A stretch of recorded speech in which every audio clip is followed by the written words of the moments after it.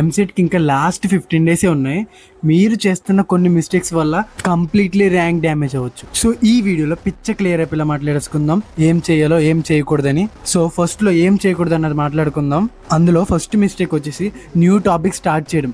ఇది చాలా పెద్ద mistake. Second one, full day theory చదవడం, టైం వేస్ట్ అవుతుంది. అదే థర్డ్ వన్, నైట్ మొత్తం జాగారం చేయడం, హెల్త్ స్పాయిల్ అవుతుంది. ఫోర్త్ వన్ వచ్చేసి ర్యాండమ్ యూట్యూబ్ వీడియోస్ చూడడం, దీనివల్ల కన్ఫ్యూజనే మిగులుతుంది. సో ఇప్పుడు ఏం చేయాలో మాట్లాడుకుందాం.